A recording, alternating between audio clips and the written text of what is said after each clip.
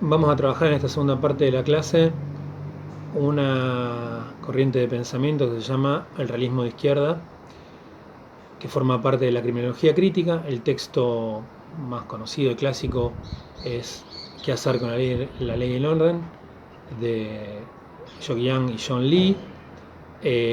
Hay muchos autores: Walton, Young, Roger Matthews, Lee, toda una serie de autores que escribieron ese texto, escribieron otros más.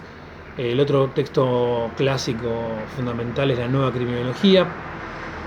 Es un conjunto de autores que aparecen dentro del marco, como les dije, de la criminología crítica, y que tienen como línea o como horizonte el pensar una criminología para la izquierda. ¿Por qué? Porque ellos están escribiendo en un momento histórico que es el de la aparición de los gobiernos conservadores neoliberales de la década del 80. Son autores del Reino Unido, por lo tanto están viviendo la época de Margaret Thatcher. También aparece ahí Ronald Reagan en Estados Unidos, es decir, gobiernos conservadores de lo que se llamó la nueva derecha, que tenían como pauta fundamental la idea de expandir el sistema penal en campañas de ley y orden, es decir, más policía, más cárcel, más justicia penal para bajar el delito, para disminuir el delito. Pero también aparecen discutiendo con la izquierda tradicional a lo que ellos llaman el idealismo de izquierda, por eso se llaman ellos realistas a sí mismos. ¿Por qué hablan del idealismo de izquierda? Porque dicen que el idealismo de izquierda considera el delito como una construcción de los medios de comunicación, es decir, los medios de comunicación inventan la realidad, dicen ellos, los idealistas de izquierda, y que también esto es acompañado por las políticas del Estado. El propio Estado crea la desviación, acá aparecen muy atravesados por la idea del etiquetamiento, a través de la ley, la policía y la justicia.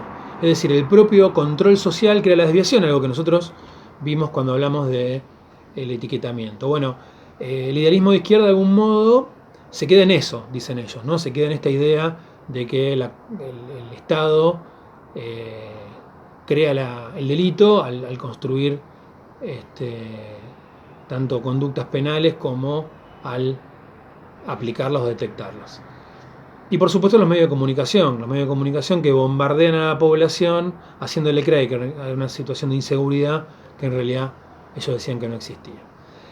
Este es un primer punto. El segundo punto del idealismo de izquierda es la idea de que la pobreza mecánicamente produce delito. Esto también va a ser muy discutido por el realismo de izquierda, y ahora vamos a ver por qué, y lo vamos a ir viendo en algunos textos que vamos a ir trabajando en clases posteriores, porque el realismo de izquierda a nosotros nos interesa mucho. Hay algunos textos que vamos a trabajar de un autor fundamental del realismo de izquierda que se llama Young.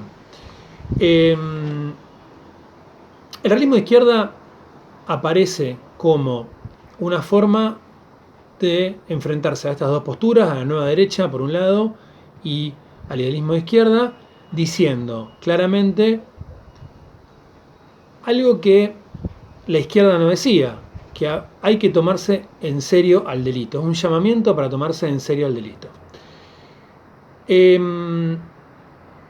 Y a pensar también que la estructura social y la estructura cultural, el capitalismo, es el responsable de la creación del delito. Es decir, el delito aparece como un fenómeno normal, dicen ellos, pero normal en términos del funcionalismo de Merton o de Durkheim, es decir, considerar el delito como una consecuencia normal de una estructura social que de algún modo fomenta la aparición de la criminalidad. ¿Por qué dicen que hay que tomarse en serio el delito? Porque el delito es un problema muy importante para las clases populares. Es decir, las víctimas del delito son los sectores populares, los sectores más vulnerables, las mujeres, las minorías, las personas pobres. Es decir, esos son los que más sufren el delito. Las clases medias, las clases altas no lo sufren tanto porque tienen los recursos para cuidarse en forma privada, pero además también porque el Estado brinda mejores condiciones para su seguridad.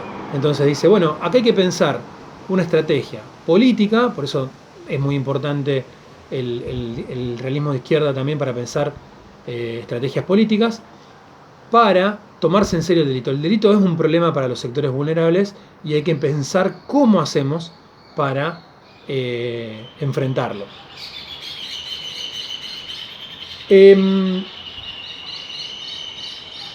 Van a enfrentarse a otras ideas.